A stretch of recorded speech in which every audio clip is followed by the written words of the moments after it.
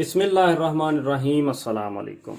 Welcome to all students. मैं हूं आपका टीचर मोहम्मद अफजल वकार और आप देख रहे हैं मेरा यूट्यूब चैनल वकार इंस्टीट्यूट। MTH 401 डिफरेंशियल इक्वेशन का हमारे पास लेक्चर नंबर 3 है, सेपरेबल इक्वेशंस। उसको आज हम करेंगे। सेपरेबल इक्वेशन क्या होती है, हमारे पास ये है उसकी डेफिनेशन।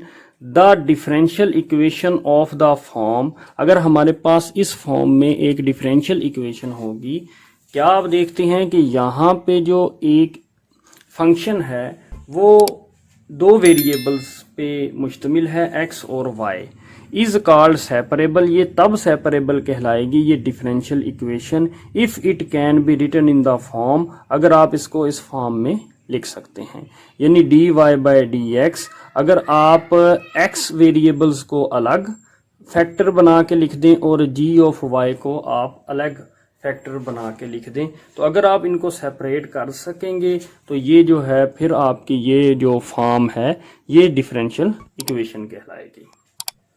नेक्स्ट हमारे पास जो है वो solution steps of separable equations है। मैं आपको वो एक्सप्लेन करता हूं।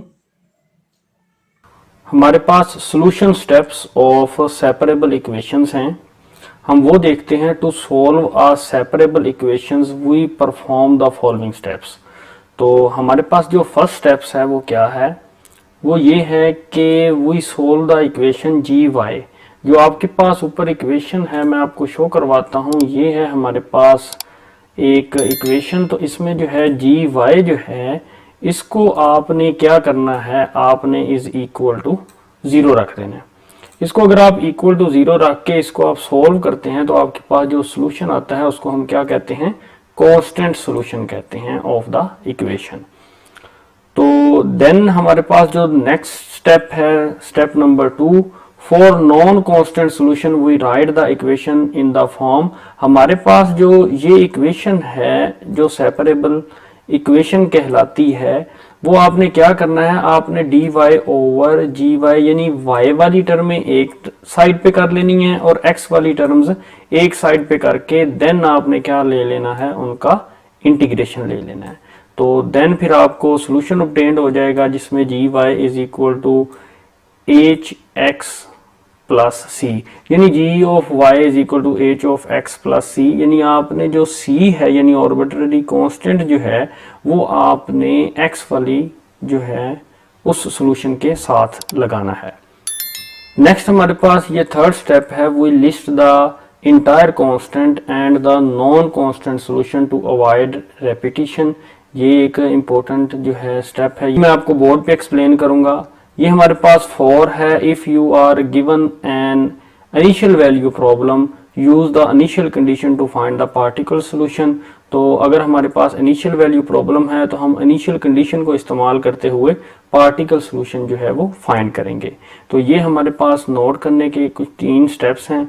No need to use 2 constant of integration because अगर 2 कांस्टेंट आ जाते हैं C1 माइनस C2 या C1 प्लस C2 तो आप उनको एक ही कांस्टेंट के इक्वल रख सकते हैं। The constants of integration may be reliable in a convenient way since a particle solution may coincide with a constant solution. Step 3 is important। तो ये तमाम चीज़ें मैं आपको बोर्ड पे एक्सप्लेन करता हूँ। हम इस एग्जाम्पल को बोर्ड पे सोल्व करेंगे और नेक्स्ट एग्जाम्पल जो हैं आप खुद जो है उनको सोल्व कीजिएगा। अगर आपको कोई इशू हो तो मुझे बताइएगा, मैं आपको वो एग्जाम्पल भी या वो स्टेप जो है वो आपको एक्सप्लेन कर दूंगा। अगर आप मेरा MTH 401 का व्हाट्सएप ग्रुप ज्वाइन करना चाहते हैं तो नीचे डिस्क्रिप्शन में दिए गए नंबर पे आप मैसेज करके मेरा व्हाट्सएप ग्रुप जो है वो ज्वाइन कर सकते हैं। एग्जाम्पल 1 करेंगे, find the particle solution of. ये हमारे पास डिफरेंशियल इक्वेशन है, इसका हमने पार्टिकल सोल्यूशन निकालना है। ये हमारे पास इनिशियल कंडीशन है, सिंपल सी बात है। तो जैसा कि हमने स्टेप 1 देखा है तो हमने g ऑफ y को, ये जो आपका g ऑफ y है इसको आपने क्या करना है, आपने इज इक्वल टू 0 रख देना है।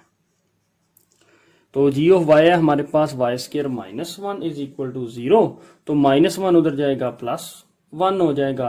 तो जब हम दोनों तरफ स्क्वायर रूट लेंगे तो y का आंसर आ जाएगा +-1। तो ये आपका सॉल्यूशन जो है ये क्या कहलाता है, कांस्टेंट सॉल्यूशन कहलाता है। तो यहां तक आपको समझ आ गई, बड़ी ही सिंपल सी बात थी।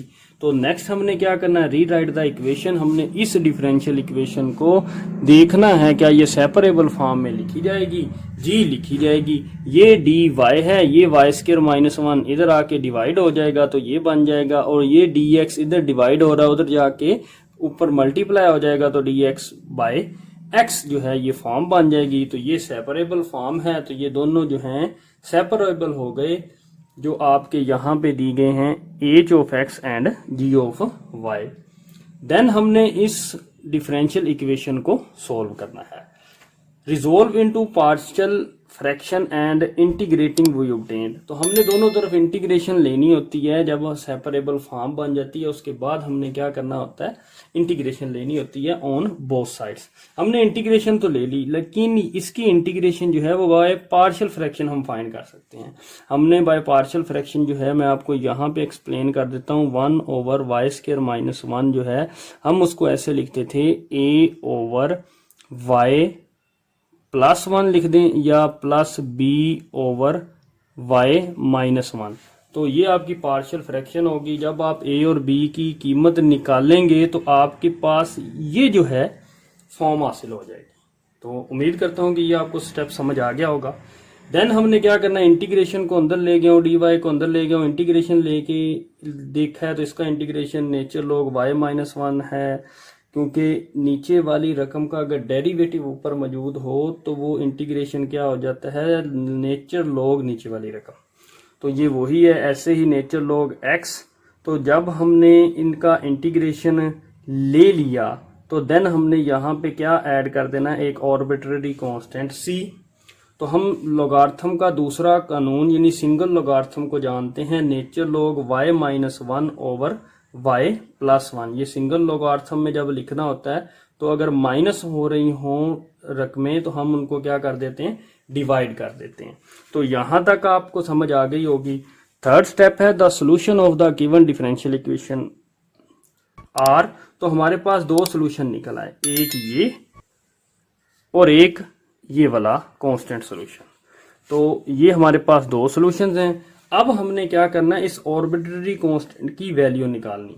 ये आर्बिट्रेरी कांस्टेंट की वैल्यू तब ही आपने निकालनी है जब आपको इनिशियल कंडीशन गिवन दी होगी। अगर इनिशियल कंडीशन गिवन नहीं है तो आपका सवाल यहां पे एंड हो जाएगा, खत्म हो जाएगा। स्टेप 4 है आपके पास, ये हमारे पास इनिशियल कंडीशन है। ये देखें मैंने राइट की, x की कीमत 1 होती है और ये जो कीमत होती है ये किसकी कीमत होती है, y की कीमत होती है। तो आपने फिर क्या करना है, ये देखें x is equal to 1 and y is equal to 2 आपने इस इक्वेशन में पुट करना है, या हम इसको कह सकते हैं इसमें पुट करना है। दोनों में आप जिसमें मर्जी पुट कर दें। उसने वहां पे आपके हैंडआउट्स पे लिखा हुआ है कि y is equal to 2 when x is equal to 1 in the solution found in step 2 to find the value of c। यानी स्टेप 2 का जो आंसर है उसमें आप पुट कर दें, तो आप इसमें पुट कर दें।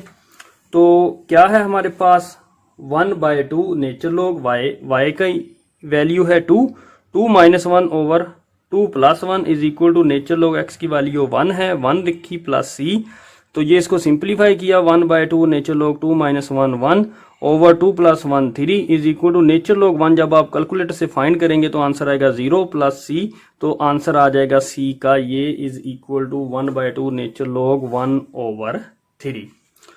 तो ये जो है हमारे पास c का आंसर है। नेक्स्ट हमने क्या करना है, c के आंसर को हमने पुट करना है इस फॉर्म में। जब आप इस फॉर्म में c के आंसर को पुट करेंगे तो ये हमारी कौन सी फॉर्म आएगी, हमने उसको एक्सप्लिसिट फॉर्म में कन्वर्ट करने के लिए हमने c की वैल्यू को इसमें पुट कर दिया। तो हमारे पास जो फॉर्म हासिल हुई वो यही, ये हम आप देख सकते हैं, ये हमारे पास यहाँ तक यही राइट की हुई है, c की जगह पे हमने इसकी वैल्यू पुट कर दी। नेक्स्ट मैंने 2 के साथ इन तमाम इक्वेशन को मल्टीप्लाई कर दिया, होल इक्वेशन को 2 के साथ मल्टीप्लाई किया। तो यहाँ पे 2 और 2 कैंसिल हो गए, यहाँ पे 2 आपका मल्टीप्लाई हो गया और ये फिर 2 और 2 कैंसिल हो जाएंगे। तो आपके पास न्यू जो फॉर्म है वो ये हासिल हो जाएगी। तो नेक्स्ट जो है इससे अगला स्टेप जो है वो ये किया हुआ है nature log y minus 1 over y plus 1 is equal to, ये जो 2 है नेचर लॉग का जो लॉगरिथम का तीसरा कानून है कि ये 2 जो है ये ऊपर पावर में चेंज हो जाता है, मैंने वो किया, प्लस नेचर लॉग 1/3। उससे नेक्स्ट स्टेप है ये आपके पास nature log y minus 1 over y plus 1 as it is equal to nature log, जब सिंगल में लिखेंगे और ऐड होने वाली रकम क्या हो जाती है, मल्टीप्लाई हो जाती है, तो आपके पास ये फॉर्म बन जाएगी। नेचर लॉग से कैंसिल हो गए तो आपके पास आएगा y minus 1 over y plus 1 is equal to X square by 3। तो ये है 3, इधर क्रॉस मल्टीप्लीकेशन करने से हमारे पास आएगा 3y minus 3 is equal to X square Y plus X square, हमारे पास ये फॉर्म आ गई। नेक्स्ट हमारे पास ये है 3y, ये जो फॉर्म है एक्स स्क्वायर वाई की टर्म हम इधर ले आए, माइनस हो गई, इज इक्वल टू -3, उधर जाके क्या हो गया +3 प्लस एक्स स्क्वायर।